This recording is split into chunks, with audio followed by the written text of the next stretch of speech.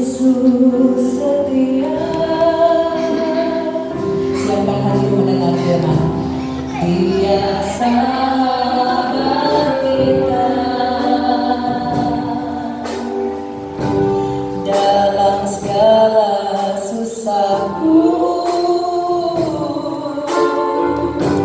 selalu menghiburku. Dia mengerti bahasa tetesan air mata waktu badai mengganggu dan gelombang menyerang. Tuhan Yesus setia. Mari nyanyikan bersama-sama. Tuhan Yesus setia, Dia sahabat kita, Dia sahabat kita. Haleluya. Dalam segala susahku, selalu menghiburku.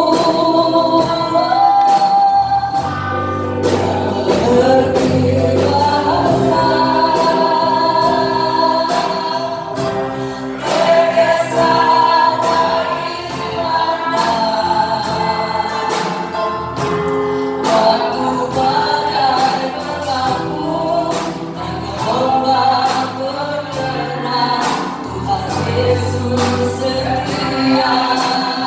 Dia mengerti bahasa, Dia mengerti bahasa tetesan air mata waktu badai berlabuh dan gelombang menyerang.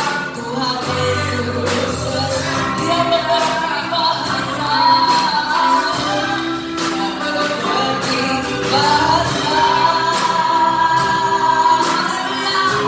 tetesan air mata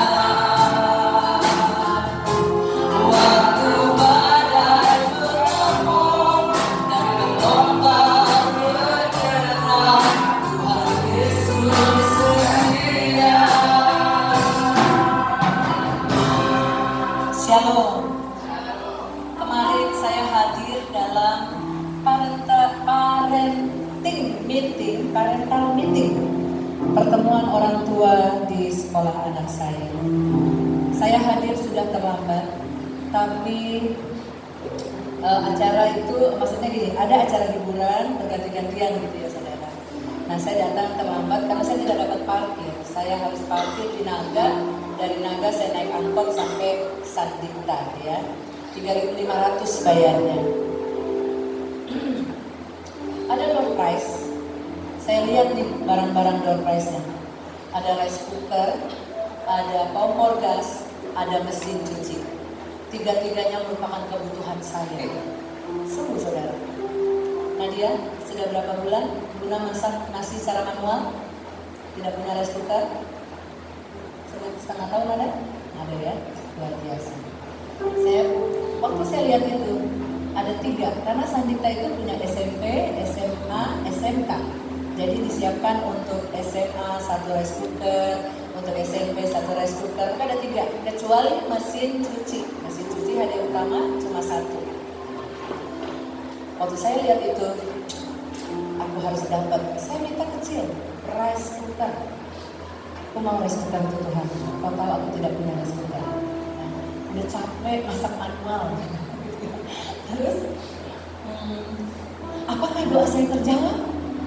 Ada yang berani jawab? Sebelah sini bilang tidak, nggak punya iman. Apakah senang gembalanya senang ya? Sebelah sini? Ini tidak terjawab, yang ini terjawab. Yang benar adalah tidak terjawab. Tepuk tangan lagi. Tidak terjawab, tapi hati saya terhibur. Pasti Tuhan mau kasih kompor gas. Saya punya kompor gas itu kaca, saudara. Ya, Itu saya beli waktu itu ya udah 10 tahunan lah pokoknya. Tapi lama-lama rusak juga. Saya menyalakan kompor gas saya udah nggak otomatis lagi. Pakai lilin, bakar lilin, colokin ke mata kompor lalu nyalain. Nah, cara manual lagi tuh. Wah, mungkin rice cooker Tuhan mau saya beli sendiri. Kompor gas nih. Oke, saya dapat. Sini dapat. Dan sini? Kasih kesempatan lah dapat. Tidak dapat. Oh, Tuhan tahu. Saya paling capek kalau nyuci. Pasti mesin cuci. Harapan. Hebat. Aduh, Tuhan, terima kasih. Kecil rice cooker, kecil kompor gas, pasti mesin cuci. Lalu saya minta dukungan, doa di rumah. Doain ya supaya kita dapat nih door prize-nya. Iya mah, amin. Asik. Mental terbangun ya kan? Kuat mesin cuci. Kertas door prize anak SMP, SMA, dan SMK digabungkan dalam satu toples, dimasukkan dalam kantong yang tidak terlihat supaya yang mengambilnya gak pilih-pilih warna karena warnanya beda-beda ya. Lalu diambil ditekan begini, kuning, saya kertasnya kuning, SMA kuning, betul warna kuning, dibaca saya singkat aja ya, 2024 saya 094 9 dikit lagi 6 4 ini bisa 6 bayar bisa udah mau alhamdulillah 6 dan saya pun kecewa. Saya minta ya kecil Tuhan itu kan kebutuhan enggak, kalau Tuhan bisa kelihatan geleng-geleng no kompor gas no mesin cuci nih no juga. Saya kecewa kemarin. Kecewanya bukan langsung pahit gitu, bukan. Dikasih sih. Ya. Dan saudara lebih sedihnya lagi ketika kita kecewa, iblis memainkan perasaan itu. Saudara tahu yang dapat door prize itu duduknya di sekeliling saya. Ayo. Yang di sini bukan rice cookernya warna pink, saya di belakangnya persis. Kalau saya bisa videoin gitu ya, itu kan harusnya buat kue dan betul dia bikin buka. Alhamdulillah ya. Aduh, sama dia belum pernah dapat door prize. Saya dengar saudara, saya dengar itu, tapi saya Tuhan. Di sebelah sini yang dapat kompor, saudara, ya ampun, dia buka, gede banget sama selang-selangnya. Terus video call, papa dapat. Saya di situ. Yang mesin cuci beda 3, saudara 3 bangku sama saya. Saya dikelilingi orang-orang beruntung. Orang-orang yang, maaf nih ya, kita menghakimi sedikit ya, tidak mengenal Yesus. Saya yang kenal Yesus pada apa-apa. Wajar kecewa? Kecewa lah. Tapi kemudian saya dengar di pujian ini di kepala saya. Sekalipun kau tak menjawabku, sekalipun kau tak memaksaku, namun ku akan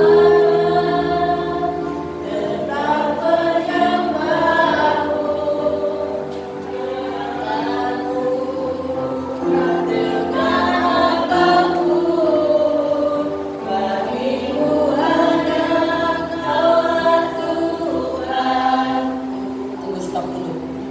Lupa nggak enak ya, jatuh itu saya. Saya ingat pujian itu dan saya terhibur.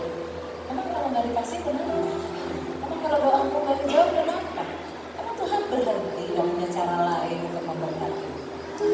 Dan saya menangkap itu. Saya pulang tanpa rasa kecewa. Anak saya tanya, dapat mah door prize-nya? Yuk kita makan nasi padang yuk. Saya bilang gitu dan saya bilang, gak mah aku mau di rumah aja. Puji Tuhan, saya mau di rumah. Hemat ya. Karena memang hari itu saya nggak masak.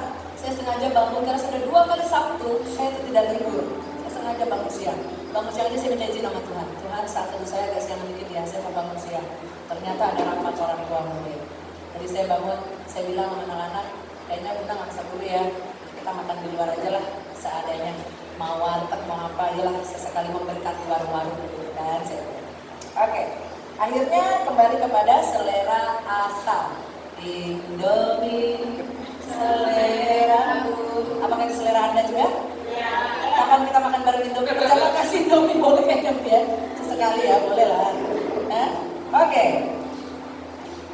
Saudara menangkap kisah yang saya alami kemarin? Luar biasa bicara Tuhan yang mengajarkan. Satu lagi boleh nggak? Boleh ya. Beberapa hari yang lalu saya kehilangan anting saya yang saya pakai ini. Ini gramnya kecil emas, tapi gramnya kecil. Coba bilang kecil. Nah, jadi saudara jangan bayangkan 5 gram, enggak kecil, 1 gram aja nggak nyampe, tapi emas. Ya. Lagi mandi, sampai di sekolah. Sebelum saya ke sekolah, saya absen dulu ke Jatibening. Karena sekolah saya lagi dibangun, jadi absen kami, pinjarin kami harus ke Jatibening, baru saya ngajar lagi. Jadi ulang-balik. Ketika sampai di kelas, ada aja cara ya, garu-garu begini. Mana anting saya ya? Mana ya? Hilang. Saudara tahu? 3 hari saya tidak menemukan. Dan saya sudah menjelaskan. Karena bisa jadi TKP-nya bukan di rumah. Benar? Kejadian perkara bisa jadi bukan lepas di rumah. Tapi bisa saja lepas di jalan, ketika buka helm, dan sebagainya.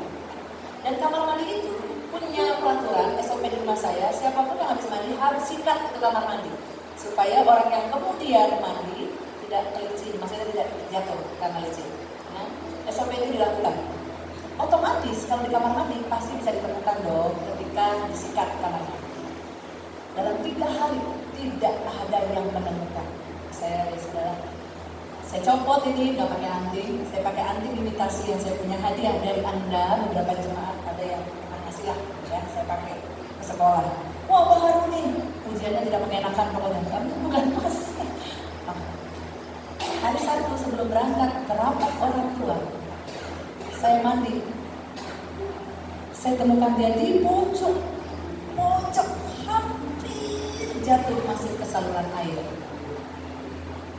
Itu milik saya dan rasanya ketika saya menemukan itu, wah Tuhan, kalau yang namanya milik tetap jadi milik, hati akan senang.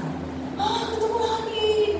Waktu saya menemukan ini, di mana satu lagi saya taruh ya? Gitu. Karena kan saya lepas gitu. Begitu saya ingat, saya pakai. Itu yang saya bawa pakai waktu saya ke rapat orang tua. Saudara, kalau saudara tidak mau percaya bahwa Tuhan bisa berbicara lewat apapun, terserah. Karena itu pengalaman kita beda-beda. Tapi saya percaya di setiap peristiwa Tuhan pasti berbicara sesuatu. Dan pada anting saya, dia berbicara begini. Kamu lihat, kalimatnya nggak begini ya, tapi saya menangkap itu. Kamu lihat, kamu menemukan yang bilang saja, rasa hatimu luar biasa. Kamu bayangkan, di mana saya menemukan jiwa yang hilang. Di mana saya menerima orang yang datang memberikan diri bertobat. Saya senang untuk anak-anak yang datang kepada Tuhan. Waktu saya tahu tentang hal itu yang sederhana, saudara, kecil, sama seperti kesajian bangun teh sariawan itu kecil. Tapi dalam hal kecil Tuhan berbicara, jangan disepelekan. Berikan telingamu, berikan hatimu, kalau dia bisa mengajarmu apa saja, sekalipun itu kecil. Amin. Bukankah iman yang kecil memindahkan gunung, kata Tuhan? Yang jadi masalah kan Anda dan saya seringkali tidak percaya hal itu. Nah, ya, oke. 1 minggu ini pun saya menyiapkan sebuah firman sebagai bagian dari sambungan minggu lalu. Saya nggak bohong, saudara, sudah saya catat di tab yang baru. Sudah saya catat, saya udah siap mau bawa ini. Tadi malam saya tidur, saya gelisah sampai jam 4 pagi. Akhirnya saya bangun. Saya duduk di sana. Waktu saya duduk di sana, terdengar suara berkata begini, hemat. Saya nggak bohong, hemat. Saudara tahu kemana saya harus bertanya? Saya tanya Google, siapa itu hemat? Karena mau itu istilah, mau itu tokoh, apa betul saya nggak kenal. Saya belum pernah baca. Jadi waktu dia bilang hemat, saya cari. Waktu dicari, saya nggak punya catatan buku. Maksudnya saya nggak punya buku untuk mencatat karena semua sudah saya catat apa yang saya mau bawa hari ini.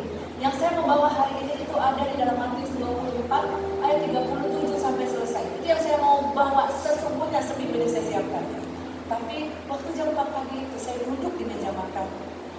cari kertas, dan saya menemukan kertas seadanya. Ini punya anak sekolah minggu.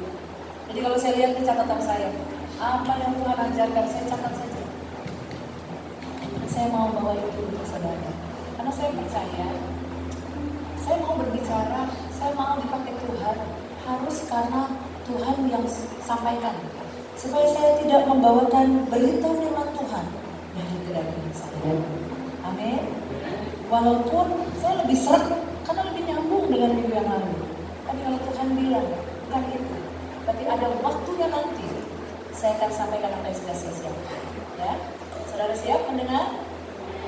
Di Matius, yang saya mau bawakan di Matius 24 ayat 37, ada judulnya begini, nasihat untuk berjaga-jaga. Tidak semua orang suka dinasehati. Amin. Benar gak? Saya bilang, amin gak? Tidak semua orang suka dinasehati.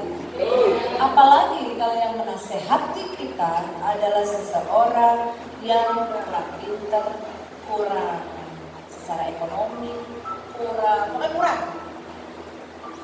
Tiba-tiba dia menyampaikan sesuatu, menasehati kita, sebenarnya kita bisa terima nasihat itu baik. Tapi terkadang kalau kita lihat dia kurang, jadi kita menganggap, tahu apa dia. Ya. Nah hari ini saya nggak sedang menasihati Anda, tapi marilah kita ganti kalimatnya. Saya mau mengingatkan Anda semua, mengingatkan Anda, karena bisa jadi Anda sudah tahu cerita ini, Anda sudah pernah dengar cerita ini, tapi mari saya mau mengingatkan Anda semua. Anda siap diingatkan? Mau? Baik. Saya persilakan dulu Lady, boleh turun. Kasih ya. Ya silakan. Thank you ya. Terima kasih banyak. Turun dulu. Enak kalau ngomong berhadapan-hadapan. Jangan lama-lama ya di situ, langsung ke sini ya.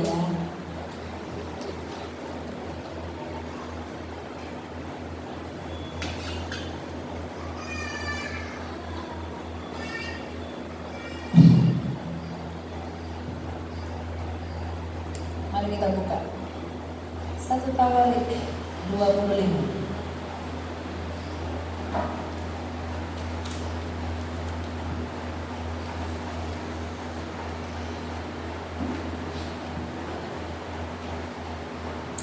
Ayat pertama, para penyanyi.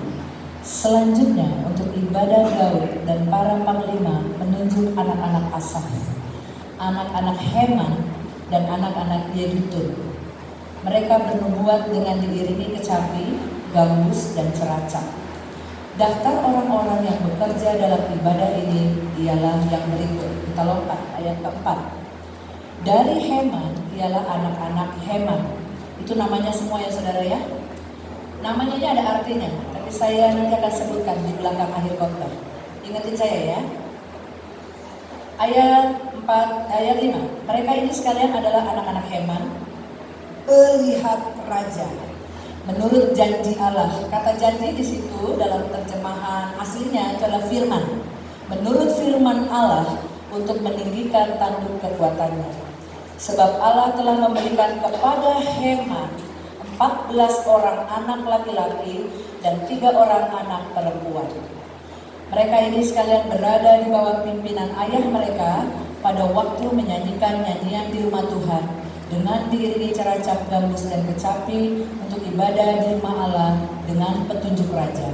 Demikianlah Bani Asaf, Yedutun dan Heman. Dari ayat 5 dulu ya. Jadi punya anak 14 orang si Heman ini, dan anak-anak mereka dipimpin oleh ayahnya, dipimpin oleh Heman waktu menyanyikan nyanyian di rumah Tuhan. Jumlah mereka ayat 7 bersama-sama saudara-saudara mereka yang telah dilatih bernyanyi untuk Tuhan. Mereka sekalian adalah ahli seni, ada 288 orang.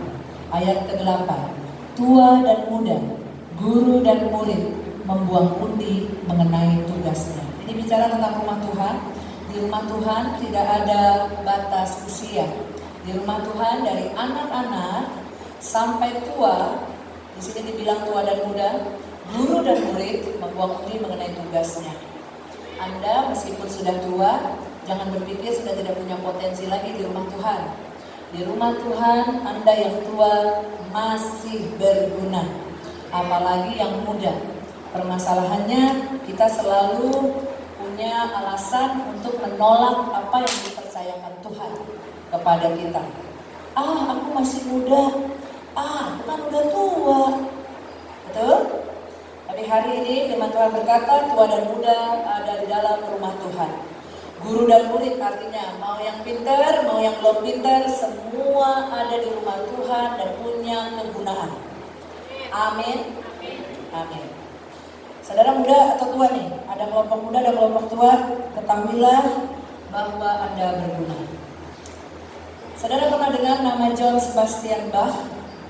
Dia seorang komposer musik klasik. Komposer musik klasik, dari umur 7 tahun dia sudah menjadi yatim piatu. Yatim piatu, tidak punya ayah, tidak punya ibu.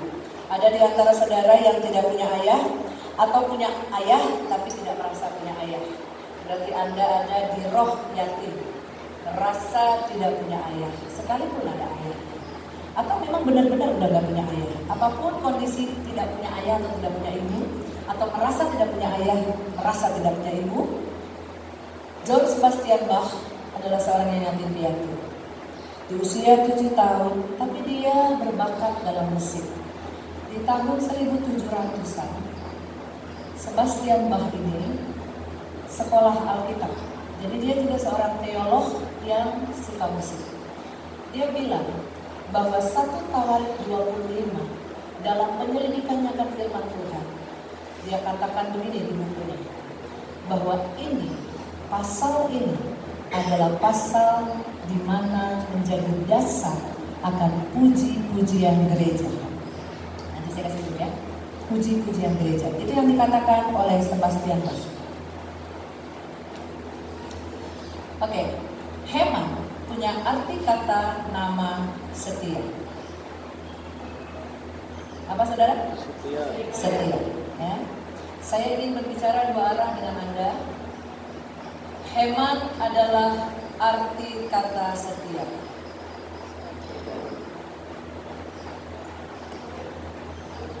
Tahukah saudara bahwa setia itu penting?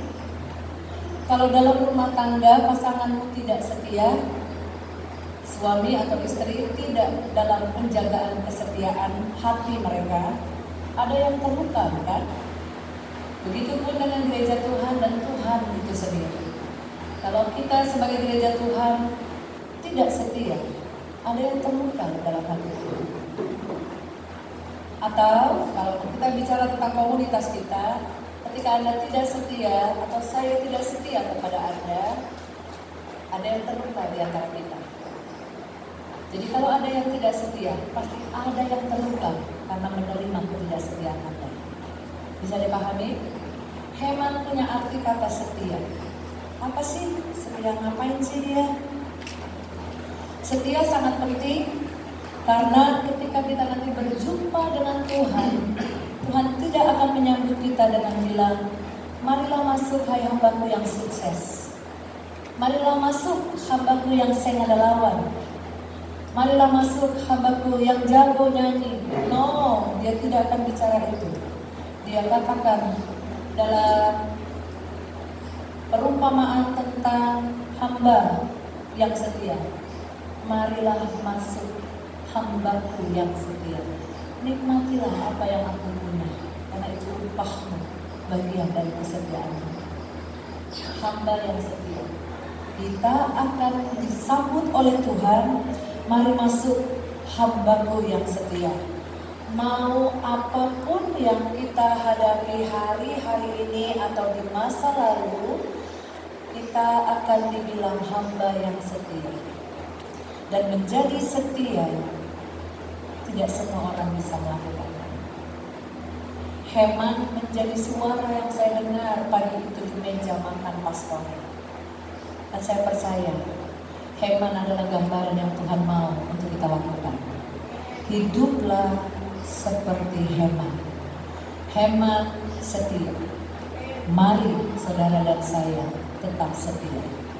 Karena Paulus pernah berkata begini, pada akhir zaman, itu ada di 1 Timotius 3 ya, saudara bisa buka. nantilah di rumah. Pada akhir zaman, ciri-ciri orang di akhir zaman adalah mementingkan dirinya sendiri. Paulus sudah mengakui bahwa akhir zaman nih akan ada orang-orang yang mementingkan dirinya sendiri. Dari zaman Paulus sampai ke kita, firman ini kita baca, siapakah orang-orang akhir zaman itu? Dari zaman Paulus, saudara mungkin belum ada di dalam rencana Tuhan untuk diciptakan. Saudara ngerti nggak? Belum jadi zigot, belum jadi embrio, belum jadi bayi, belum ada mungkin dalam rancangan Tuhan Anda diciptakan. Masih zaman Paulus, tahun berapa di zaman Paulus? Tapi Paulus sudah bilang, akhir zaman orang cirinya mementingkan diri sendiri. Heman tidak. Kita belajar ya, mulai ya. Baik. Oke. Amsal 3 ayat 3 bilang gini, kalungkanlah kasih dan kesetiaan pada lehermu, tuliskanlah itu pada loh hatimu. Heman hidup dengan melihat contoh dari bapaknya. Nah, sekarang yang menarik, apa sih yang dicontohin bapaknya? Mari kita buka, ya. 1 Tawarik 6.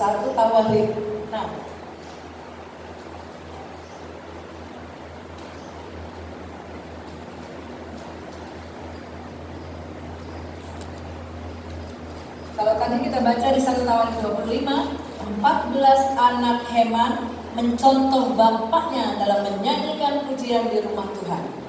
Nah, sekarang Heman hidup dengan melihat contoh dari bapaknya. Bapaknya memberi contoh apa? Kita buka ya 1 Tawarik 6 ayat 3 ayat 1 ya. Coba ya. Ayat 31. Inilah orang-orang yang ditugaskan oleh Daud memimpin nyanyian di rumah Tuhan sejak tahun itu mendapat tempat perhentian. Di hadapan kemah suci, yakni kemah pertemuan, mereka melayani sebagai penyanyi sampai Salomo mendirikan rumah Tuhan di Yerusalem. Mereka melakukan tugas jabatannya sesuai dengan peraturannya. Inilah orang-orang yang memegang tugas itu dengan anak-anak mereka dari Bani Kehat, ialah Heman. Penyanyi itu anak Yoel bin Samuel. Saudara, berarti Heman adalah cucu dari Samuel. Kita ulangi ya, ini kalau kita pelajari tentang silsilah, kita harus tahu nih, kita harus mengerti. Dari Bani Kehat ialah Heman, penyanyi itu. Heman seorang penyanyi. Heman anak dari Yoel bin Samuel. Yoel anaknya Samuel, berarti Heman cucunya Samuel. Oke. Saudara tahu bagaimana Samuel hidup? Samuel adalah nabi Allah, nabi yang hebat, nabi yang mengurapi Raja Saul dan Daud. Dia dipakai untuk mengurapi raja-raja. Dia hidup dalam kebenaran firman. Tapi Yoel dalam 1 Samuel 8, kita buka ya saudara biar lebih mengerti. Kita buka 1 Samuel 8 ya, biar saudara tahu apa yang dilakukan oleh Yoel. 1 Samuel 8 ayat 1.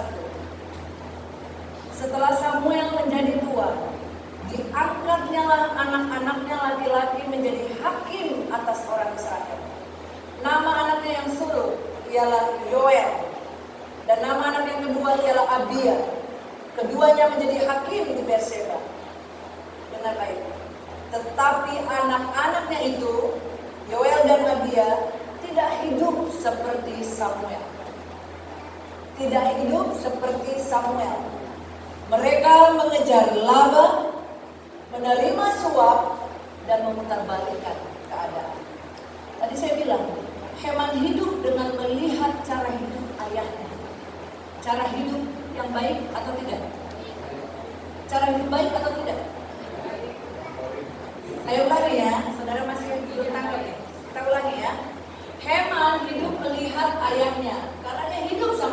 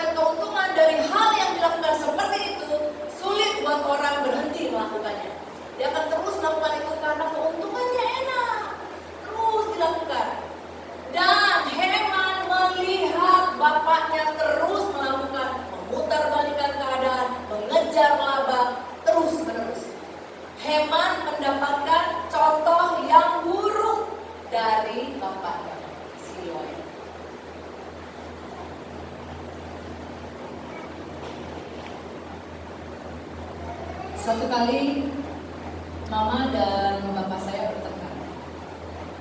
Mereka bertengkar dan saya ingat betul mama saya kalau habis bertengkar merasa tidak memenangkan perdebatan. Dia akan pergi dari rumah. Pergi dari rumah. Ini kisah nyata. Karena saya menjadi saksi melihat contoh itu. Suami saya pernah melihat mama dan papanya bertengkarnya, ada adik ipar saya. Beberapa perempuan dibawa ke rumah waktu suami saya masih kecil ya. Beberapa perempuan dibawa oleh bapaknya dan ibu mertua saya sedang menyusui adik ipar saya. Waktu sedang menyusui datang suaminya bawa perempuan tanya itu siapa? Apa yang dijawab oleh bapak mertua saya? Itu kakak saya lagi menyusui anak. Itu sebuah luka. Dalam pertengkaran, mama saya dan papa saya punya cara reaksi berbeda. Mama bisa pergi, tinggalin kami 2 hari, 3 hari. Di suami saya, bapaknya membawa perempuan menyakiti hati ibunya. Dalam pertengkaran ada satu waktu suami saya waktu usia hampir 3 tahun mengambil batu melemparkannya kepada bapak karena melihat mamanya menangis. Dan itu terbawa ketika kami menikah. Saya dapat contoh mama saya terbiasa pergi selesai perdebatan. Saya katakan kepada saudara ini kisah nyata yang saya alami dan saudara harus belajar dari sini. Ketika kami bertengkar, saya punya cara karena dicontohkan oleh orang tua saya. Saya pergi, ngomong, mana kek, habis itu buat nonton sendirian. Filmnya lucu, tapi mata saya menangis, hati saya menangis. Kan panas hati berantem sama suami. Di suami saya begitu. Dia nggak bawa perempuan, belum pernah bawa perempuan, belum pernah. Tapi pernah satu kali dalam pernikahan kami, dia hampir membunuh saya. Hampir. Itu contoh, itu yang diperlihatkan setiap kali ketika kami masih kecil. Diperlihatkan oleh orang tua dari pihak suami, saya diperlihatkan tontonan dari orang tua saya. Dalam hal itu, saya tidak mendapat contoh yang baik. Dan saya punya alasan untuk hidup jadi sembarangan kalau lihat contoh saya. Tapi dalam pertobatan saya, pertobatan suami saya, kami tahu bahwa identitas kami di dalam Tuhan bukan hidup dari semua peristiwa masa lalu. Identitas saya ditentukan oleh Tuhan. Kamu pilihan, kamu imam kerajaan, kamu dibenarkan. Identitas saya itu. Saya mungkin mengalami masa lalu yang gak enak melihat peristiwa keluarga saya, suami saya mengalami masa lalu yang dilihat gak enak buat hatinya, buat pertumbuhan kami. Tapi Tuhan punya masa depan buat kami. Dan kami memilih untuk tidak hidup dikuasai oleh masa lalu. Anda yang jadi bapak, saya tanya, apakah Anda mencontohkan hal yang baik kepada anak-anak Anda? Setiap hari. Karena Tuhan memilih Anda menjadi imam di rumah Anda. Anda harus jadi contoh untuk anak-anak.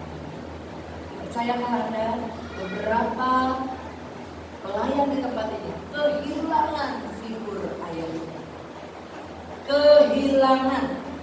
Saya tahu persis karena beberapa di antara Anda berbicara terbuka.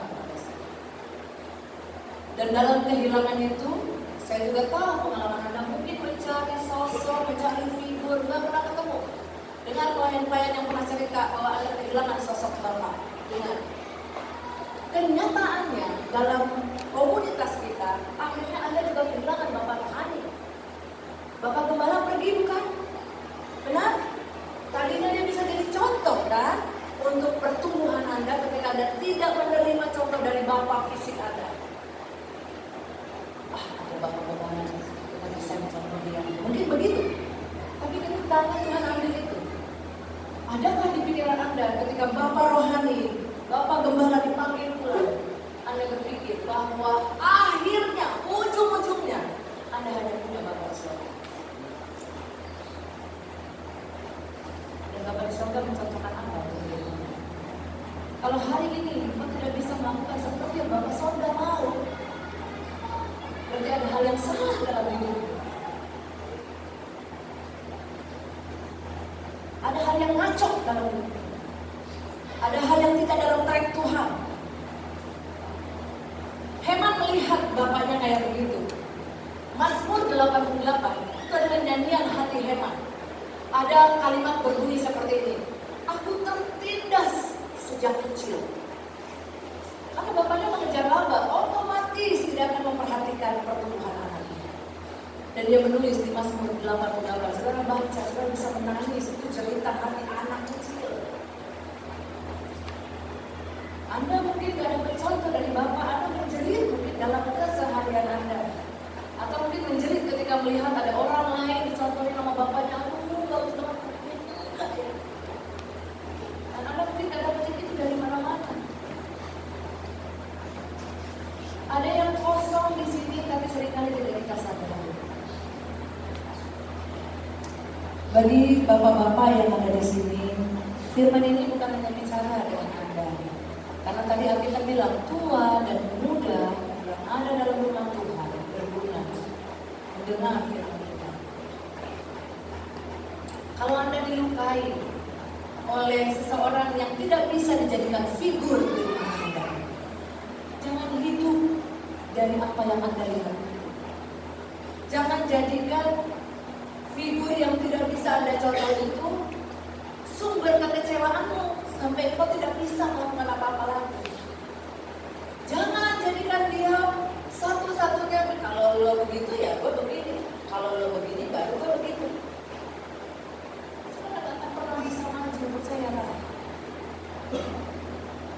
Di rumah kami kaca partisi sampai pecah karena tidak, saya nggak tahu ya, suami tidak, kata saya bilang hampir mau memukul saya. Tapi namanya pria ya, pasti akan selalu ada yang jadi pelampiasan. Benar? Akhirnya dia pukullah kaca partisi. Pecah. Waktu itu pecah, saya tepuk tangan. Rusak semua, oleh. Belum ada anak. Oleh. Tetangga datang. Saya dan senior di Polres rumah kami datang. Shalom. Arti kata shalom apa? Damai sejahtera. Enggak, saya dengar, saya buka pintunya. Saya masuk kamar. Suami saya nyambut.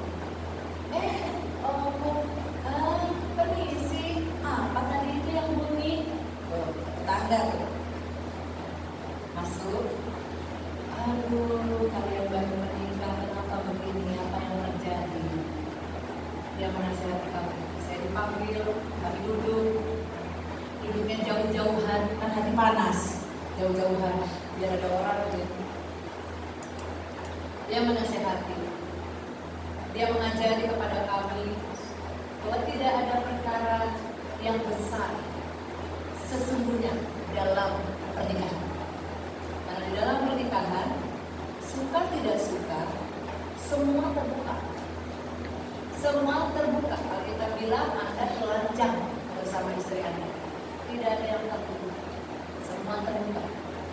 Tinggal apakah ada pribadi lain di rumah tangga itu. Kalau pribadi yang lain itu sebutlah masa lalu, bisaklah pada kami. Tapi kalau pribadi yang lain itu adalah Yesus Kristus Tuhan, sebesar apapun masalahnya tidak akan berpisah. Karena kalau ada dua orang berpisah, itu bukan karena mereka tidak saling mencintai lagi. Itu karena mereka berhenti saling mengampuni. Kita kembali kepada Heman. Heman memilih untuk tidak mengikuti cara hidup Bapak. Dia tidak mau. Dia memilih ada di rumah Tuhan. Berarti kalau Samuel adalah kakeknya Heman, di atas kakek apa? Buyut. Apa bahasa Bataknya buyut? Nini. Siapa nininya Heman?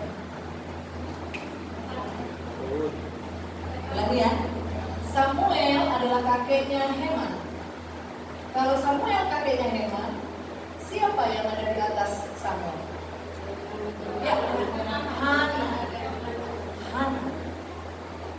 Hana punya perjuangan yang besar, bukan? Mandul, Alkitab bilang. Tidak bisa punya anak, dan itu sebuah penghinaan. Wow, orang yang gak punya anak, saya aja 4 tahun. Tatapan mata, mulut bicara, kapan. Jangan dengerin Ros. Jangan dengerin. Dulu saya emosi jawabnya. Kalau bikin anak seperti bikin bapak, saya sudah bikin. Saya sudah bikin. Buat orang-orang yang terus-terusan ini, yang terus-terusan dalam hati saya. Tapi lama-lama, karena kalau kedua Tuhan bilang, kamu tak punya anak, saya pegang itu. Tuhan, apaan? Saya pegang, saya tak punya anak.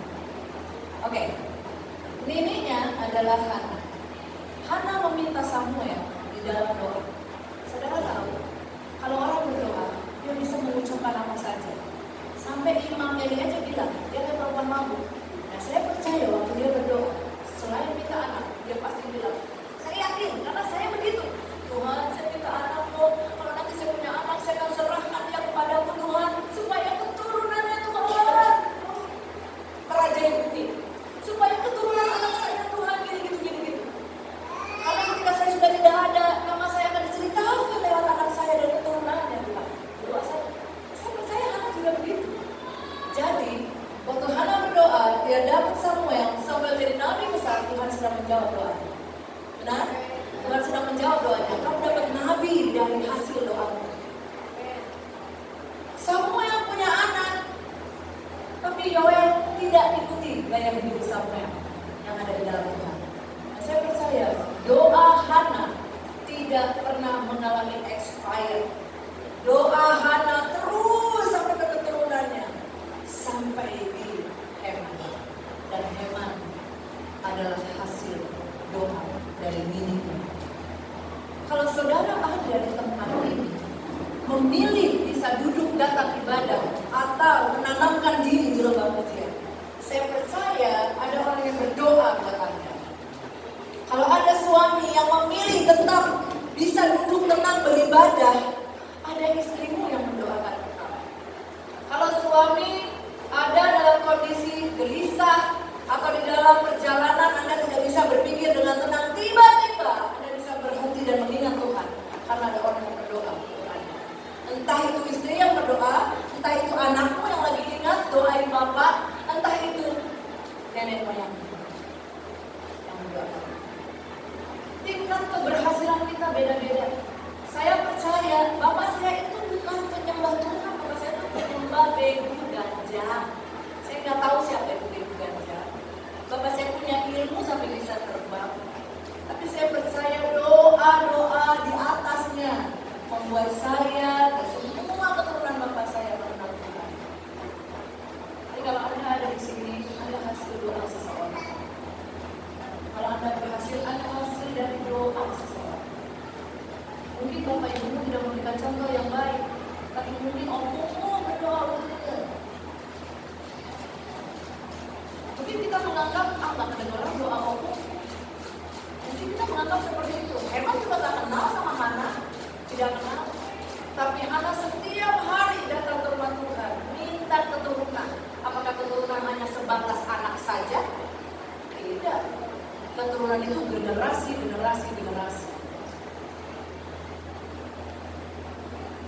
Keturunan Anda bukan hanya sebatas anak saya.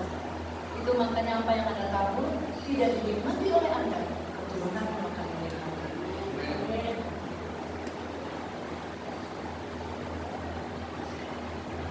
Kita ke ayat 4 dari 1 Tawarik 25. Ayo, Nadia, bisa ditampilkan? Dalam kesetiaannya Heman di rumah Tuhan yang cuma jadi penyanyi main kecapi, Tuhan menghadiahkan dia anak 14 orang, pria 3 perempuan. Jadi anaknya 17. Ada di sini yang anaknya 17? Halo? 17 ada? Gak ada ya? Yang anaknya 5? Cuma bapak semare-mare ya? Punya 4 pria Pak, kata Tuhan itu milik pusaka Allah. Anak laki-laki itu milik pusaka Allah ya? Yang mewarisi bumi itu firman Tuhan. Dan kalau perempuan, dia adalah Sion. Oke. Yuk. Tadi di 1 Tawarik 25. Coba di siapa yang mau bantu saya membaca? Saya tawarin aja nih. 1 Tawarik 25 ayat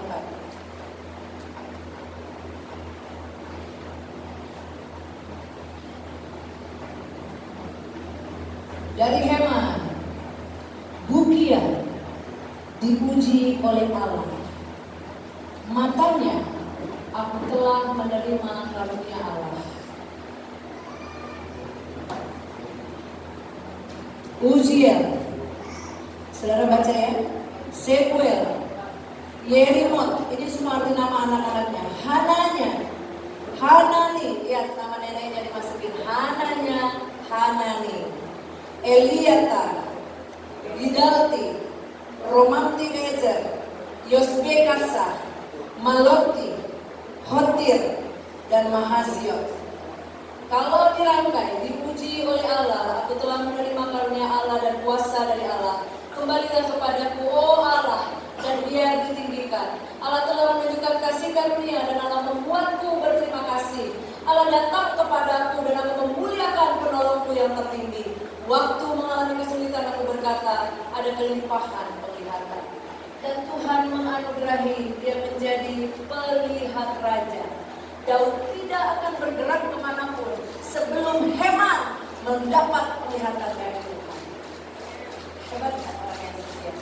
Walaupun bapaknya tidak memberikan contoh yang baik baginya, tapi dia memilih untuk hidup seperti kakeknya, seperti Nini. Dia nggak lihat bapak, nggak peduli bapak kayak begitu. Dalam arti dia tetap mungkin hormati itu bapak saya, tidak bisa disangkal, tapi apa yang dilakukan bapaknya saya tidak bisa ikuti.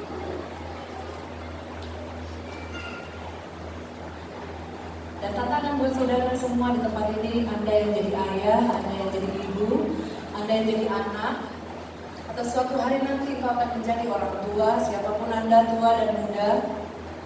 Tantangan buat Anda adalah Anda diminta Tuhan memberi contoh hidup yang baik di Tuhan. Berilah contoh. Jadilah pahlawan iman, imam yang benar di rumah. Walaupun di rumahmu anggota keluarganya sedikit, isi makananmu sedikit, mungkin ekonomimu pas-pasan, itu bukan alasan untuk tidak bisa hidup benar di dalam Tuhan. Kita harus hidup benar dalam Tuhan. Sebagai ibu tunggal, tidak mudah untuk saya memberi contoh hidup. Tidak mudah anak saya bisa bersaksi. Ada saat di mana saya harus marah sama anak saya ketika dia melakukan kesalahan. Hanya demi saya pengen dia tahu ibunya sedang bawa dia di track yang benar. Kalau mungkin saya tidak bisa jadi contoh buat anak saya, dia boleh mencontoh siapa saja abang-abang rohaninya yang ada di sini. Boleh, silakan. Selama Anda membawa anak saya pada kebenaran, saya tidak akan melarang. Kalau saya tidak bisa jadi contoh sebagai ibu rohani Anda di tempat ini, saya bilang, mari kita kenalan. Saudara kenali saya.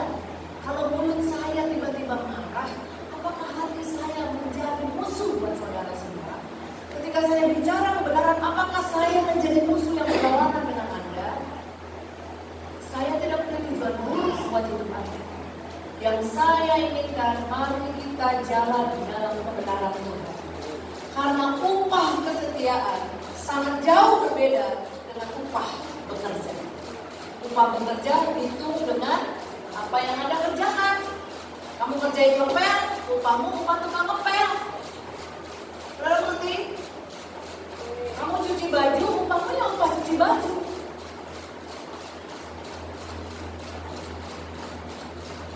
Saya rasa orang-orang lain mengerti hal ini, karena kita memberkati mereka lewat persembahan Anda.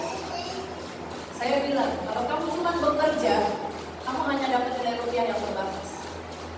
kalau kamu mengerjakannya dengan kesetiaan, Heman dapat jadi pelihara raja. Heman dapat 14 orang anak laki-laki. Kayak apa dia menguasai bumi? Anda yang setia, tingkatkan kesetiaanmu. Anda yang belum setia, setialah kepada Tuhan. Setialah di keluargamu. Setialah di gereja tempat kau pergi. Mungkin kau dengar di tempat lain heboh luar biasa, tak apa-apa. Karena Tuhan juga bekerja di tempat yang lain. Benar kan? Tuhan juga bekerja di sana, ada anak-anak Tuhan juga yang berdoa, yang bernyanyi, yang menangis, minta kegerakan dan sebagainya. Karena di situ lebih heboh, di sini nggak heboh, Anda terus pindah, ikutin yang heboh. Tiba-tiba ada sesuatu, ternyata ini doang malah dilakukan. Jangan bertumbuh dalam pembandingan tempat. Jangan, karena Tuhan bisa bekerja dengan cara berbeda-beda. Cara berbeda-beda. Dan jangan atur-atur Tuhan dengan proses yang berbeda-beda itu, jangan. Kalau kau percaya Tuhan, udah titik, percaya. Mau prosesnya gak enak, percaya. Mau masa lalunya gak enak, percaya. Karena kita akan hidup di masa depan. Rancanganku bukan rancangan kecelakaan, rancangan yang mendatangkan damai sejahtera. Jadi kalau ada yang merasa celaka, maaf, jangan-jangan Anda bukan dalam rancangan Tuhan. Yang kembali kepada Tuhan. Amin. Hari ini Anda akan menikmati roti dan anggur perjamuan. Dari mimbar ini saya katakan, jangan melakukan perjamuan kudus dengan perbantahan dalam hati, aku belum layak, semalam baru begini, semalam baru begitu. Anda tidak diminta untuk mengingat dosa. Anda hanya diminta untuk mengingat Yesus. Mengingat Yesus. Ingat Yesus. Hanya mengingat Yesus. Tidak ada yang lain. Tidak ada yang lain. Jangan ingat dosa. Dosa suami, dosa istri, dosa anak. Jangan ingat. Anda hanya akan memberikan pijakan buat iblis bertakhta di sana kalau ingat-ingat perbuatan suami, perbuatan istri, perbuatan anak. Mari kita mengingat Yesus. Anda mau mengingat Yesus? Amin. Baik, saya mengundang kedua pelayan perjamuan kudus, Bapak Dermawan Purba, sesuai dengan jadwal yang sudah disampaikan, dan Bapak Ferry Pangaribuan.